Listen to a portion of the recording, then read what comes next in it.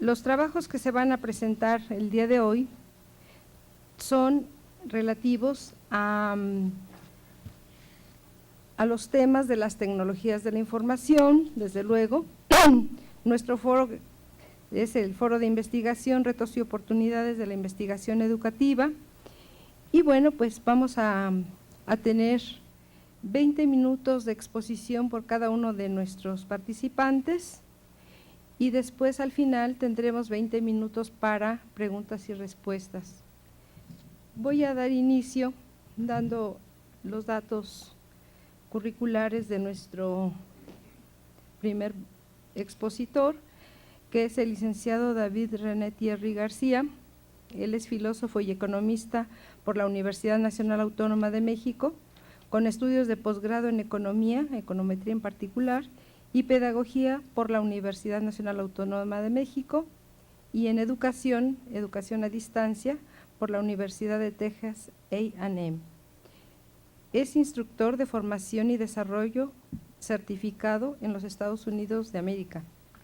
Desde 1974 ha sido profesor de filosofía, economía y educación en la UNAM, así como en las siguientes instituciones de educación superior: Universidad Pedagógica Nacional, Universidad Veracruzana, Universidad Autónoma de Chiapas y en el Instituto Politécnico Nacional.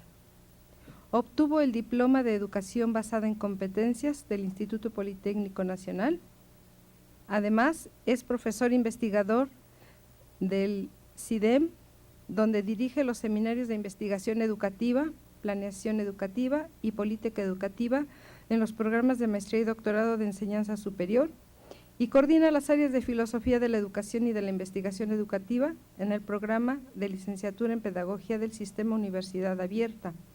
Y por último diremos que ha participado como ponente en múltiples congresos nacionales e internacionales y ha publicado varias obras sobre educación, metodología de la investigación y filosofía de la educación. Damos la palabra al licenciado David Thierry García, por favor.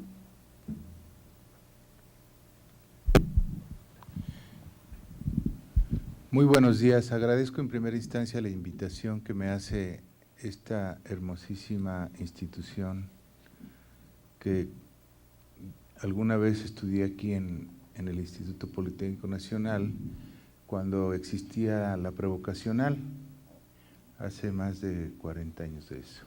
Yo soy politécnico también. Quisiera comenzar recuperando 444 años, que es la fecha de nacimiento de Francis Bacon, como lo señaló en sus ensayos, y yo creo que todos nos deberíamos dedicar a escribir ensayos sobre política, religión, sobre el entendimiento humano, sobre el conocimiento, etcétera. Él afirmaba que conocimiento es poder. Y utilizamos este primer planteamiento para hacer esta retrospectiva y llegar hasta el último de los mohicanos, por llamarle así, a Edgar Morin, que nos ha propuesto como planteamiento de estudio del conocimiento a la analogía. En su obra, El método, en el cuarto tomo del método, que se llama El conocimiento del conocimiento. En estos 444 años se han formulado planteamientos por demás interesantes de lo que debe ser la investigación, entendida como la generación del conocimiento. Hace un par de meses platicaba yo con Ronald Barnett, que vino a México, y desafortunadamente perdemos la oportunidad de que estas personas, él es investigador educativo de la Universidad de Londres, sean aprovechadas por todas las universidades y las instituciones de educación superior. Respecto de su obra, Los límites de la competencia, que está publicada por GEDISA, yo se les recomiendo mucho esta obra de Ronald Barnett, porque él afirma que las instituciones de educación superior son la industria del conocimiento, aun cuando él reconoce que esto es peculiar de las áreas de investigación de las universidades. Sin embargo, además de producir conocimiento, de transmitir conocimiento, de registrar el conocimiento, una biblioteca es el lugar donde se registra el conocimiento humano, y de compartir este conocimiento, que sería una tarea sustantiva de toda institución de educación superior: crear, transmitir, registrar y compartir el conocimiento. También forman profesionales competentes. La competencia ahora es la característica fundamental que debe poseer todo egresado de una licenciatura, y mucho más de un posgrado, por supuesto. Desafortunadamente en México, nuestras universidades, nuestras instituciones de educación superior han abandonado esta relación tan directa con el conocimiento, y por ello nos encontramos que se están convirtiendo no en fábricas del conocimiento, sino en fábricas de desempleados. Yo quisiera recordar aquí con ustedes mi formación como filósofo. Mis maestros, fui un hombre muy afortunado porque mis maestros, todos ellos eran investigadores. No había en la Universidad Nacional Autónoma de México el esperar a que me reconocieran como investigador con un nombramiento para que yo me dedicara a la investigación. Por ejemplo, el doctor Eduardo Nicol, ya casi todos fallecieron mis maestros, grandes filósofos. El doctor Eduardo Nicol nos daba la clase de metafísica y nos estaba enseñando el próximo libro a publicar. Imagínense nada más si esto no es ser investigador. Más de 30 años después, nos encontramos que los maestros universitarios, los maestros de las instituciones de educación superior, ya no están enseñando el próximo libro que van a publicar. Hay, producto de la explosión de la matrícula y de la explosión del conocimiento, ya no está esta oportunidad. Y así les podría mencionar a Leopoldo Sea, a Eli de Gortari, a Carlos Pereira, a Adolfo Sánchez Vázquez, a Jaime Labastida, a Bolívar Echeverría, etcétera. Toda esta gran cantidad de filósofos mexicanos y otros adoptados de la Guerra Civil Española como productores, como generadores de conocimiento. Cuando estudié economía, estaba haciendo la maestría en economía, me tocó también, por fortuna, que todos los maestros venían del doctorado de Yale, de Harvard, del MIT, de London School, y entonces todos eran generadores de conocimiento y además con otro componente adicional, que era que cada uno de ellos tenía su propio software para resolver problemas económicos. De esto hace 20 años, 15 años quizá ya perdí la memoria del tiempo, pero vean ustedes cómo es reciente, en los últimos 15 años quizá, que ya no generamos los profesores de educación superior conocimiento. Somos meros replicantes. Y entonces quisiera traer a la mesa, a la discusión en este momento, la propuesta que hace Miguel Ángel Zabalza sobre las competencias docentes del profesorado universitario. Él menciona 10 competencias, únicamente voy a señalar una. Un buen maestro, un buen docente universitario es aquel que investiga y reflexiona sobre la enseñanza. Esa es una competencia de un docente universitario. Investigar y reflexionar sobre la enseñanza. Y entonces aquí se nos abre un vacío impresionante.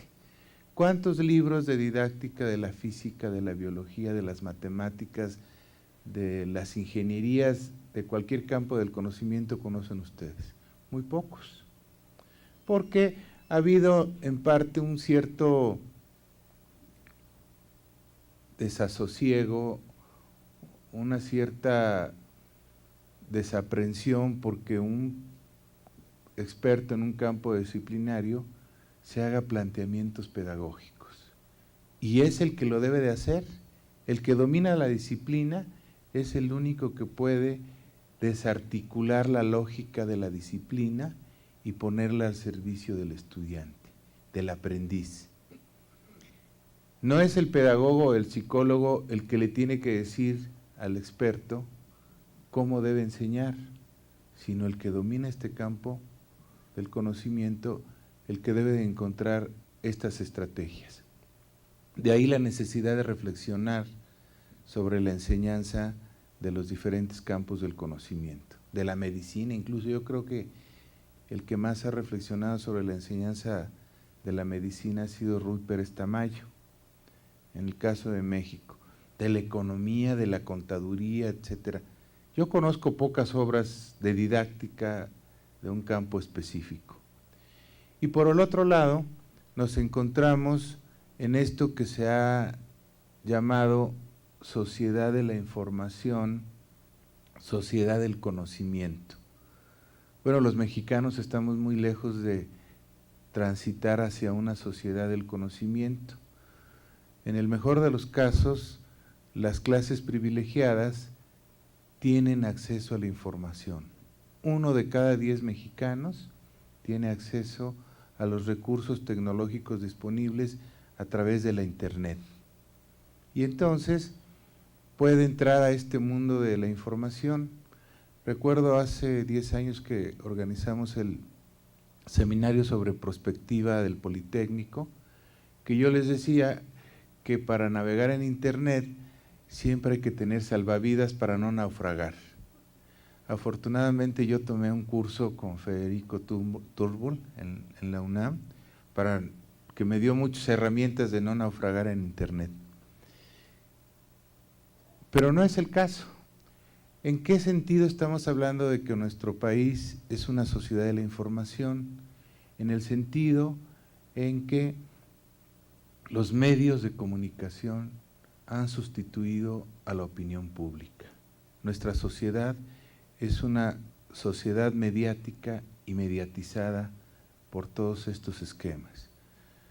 Ya no es la opinión, ya no nos sentamos a tomar un café y a arreglar el mundo, a componer y a diseñar políticas públicas, a atender las necesidades y demandas sociales.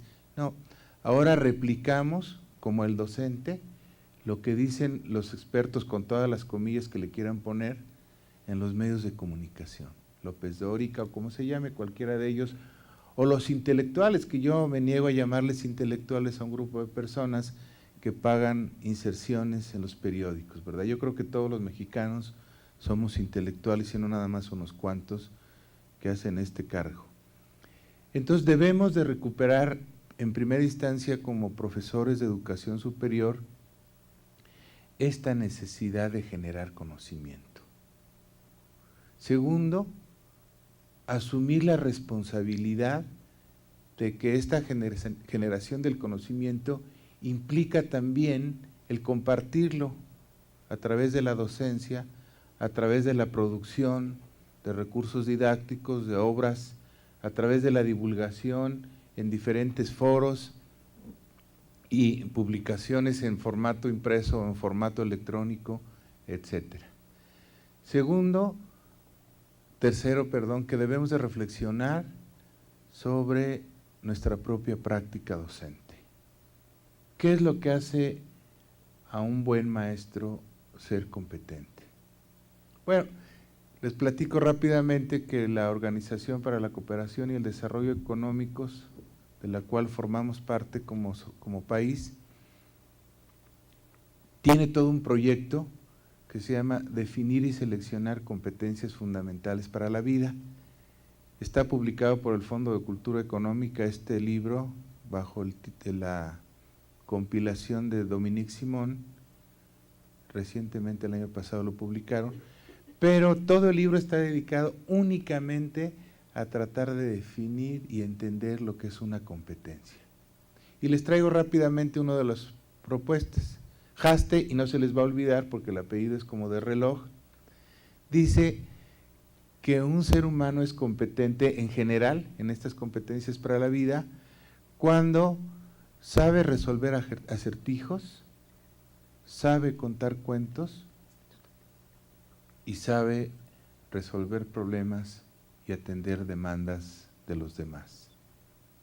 Se nos ha olvidado que la transición por las instituciones educativas no solamente nos debe dar una preparación para el trabajo, sino también una formación para la vida.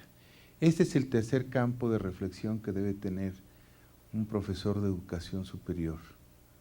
Lo que está enseñando, que tanto contribuye para el desarrollo humano. Y finalmente, tomar, por supuesto, el aula, el salón de clases, el taller, el laboratorio,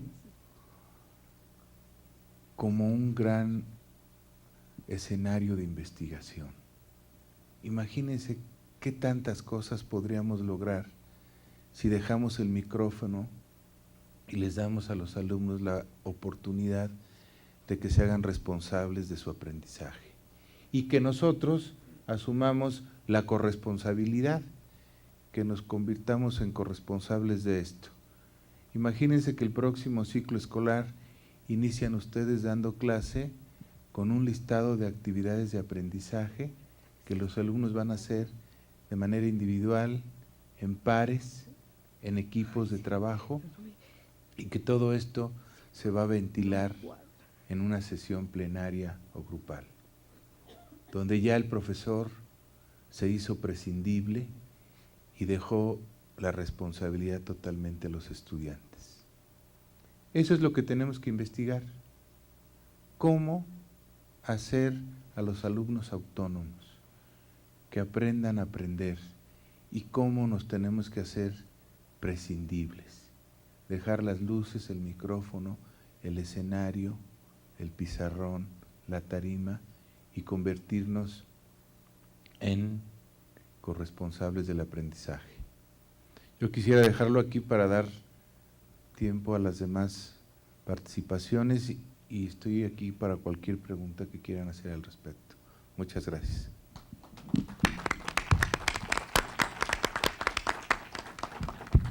Gracias, licenciado. Como habíamos dicho en un inicio, la sección de preguntas las pasaremos hasta el final según está programado. Vamos a pasar ahora a presentar al maestro Ricardo Villafaña Figueroa. Él estudió Ingeniería Bioquímica en el Instituto Tecnológico de Estudios Superiores de Monterrey en 1975. Y estudió también la maestría en Ciencias con especialidad en Sistemas de Información también en el Instituto Tecnológico de Estudios Superiores de Monterrey en 1980. Su experiencia profesional la centra en la consultoría en áreas de aprendizaje organizacional y administración del conocimiento en el Instituto Mexicano de la Administración del Conocimiento del año 2000 a la fecha. Ha sido titular en la Consejería de Seguimiento Estratégico de la División de Innovación Gubernamental, Ayuntamiento de Puebla, del año 2003 y 2004. Ha sido vicerrector de la Administración en la Universidad de las Américas en Puebla, del año 2000 al 2002. Director ejecutivo de la de la UDLA y consultores de 2000 a 2002.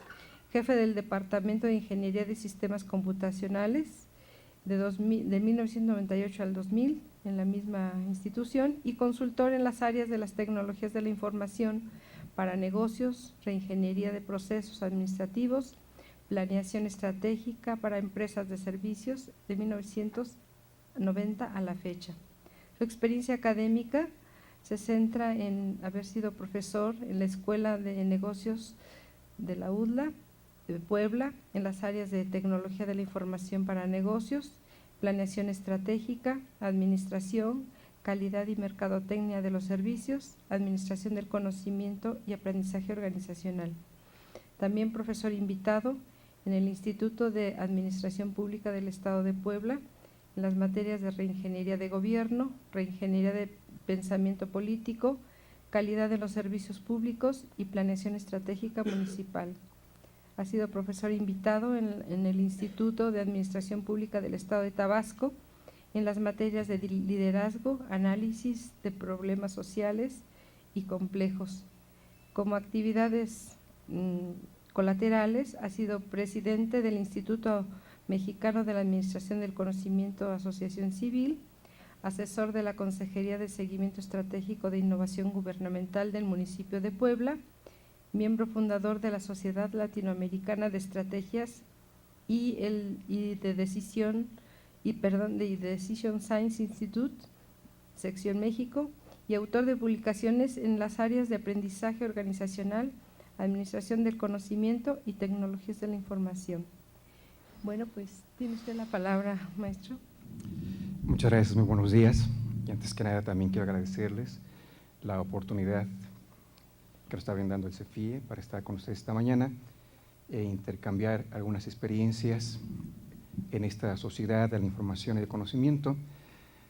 Parece ocioso hablar sobre la teoría del conocimiento en una institución educativa, tan ocioso quizás si los peces nos entendieran como hablar del agua a los peces.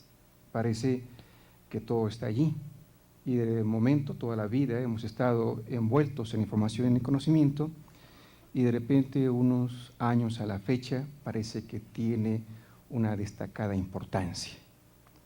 Han sucedido muchas cosas los últimos 25 años en el mundo. Las tecnologías han hecho que se den situaciones sociales, políticas y económicas que sin estas tecnologías no hubiera sido posible. Quizás por allí esta importancia, esta globalización y estas tecnologías y esta información.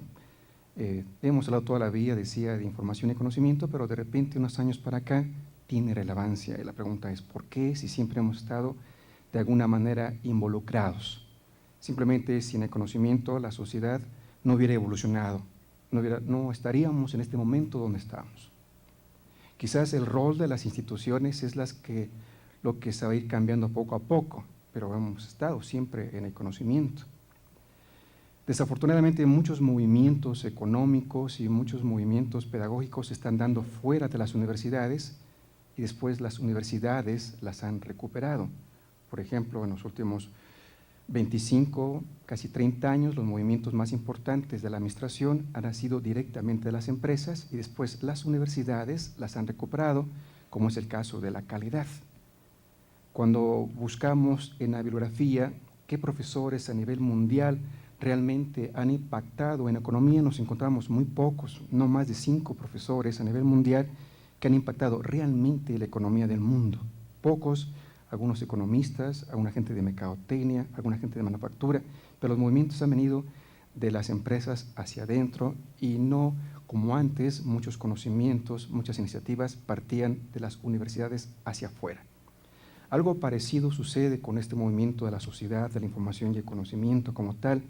De repente la información tiene mucho sentido práctico en las empresas, de repente el conocimiento tiene mucho sentido práctico en la economía, en el desarrollo, en la competitividad, y en el momento que las empresas toman este movimiento, hay recursos importantes, hay investigaciones importantes, y entonces las universidades recuperan ese movimiento, porque fue el sentido práctico lo que hizo que este movimiento se diera como tal. Quizás si las universidades tuvieran más recursos, quizás este movimiento se hubiera dado, pero este movimiento se acelera precisamente por las empresas, en particular por las empresas de tecnologías de información. Una consecuencia natural, las empresas comienzan a manejar mucha información y se ven impulsadas a desarrollar productos con nuevos atributos, con nuevas especificaciones, simplemente para no morir. Tienen tanta información, tienen tantas alternativas que tienen que organizar lo que saben. Y esto es muy importante, organizar lo que se sabe para ser competitivo.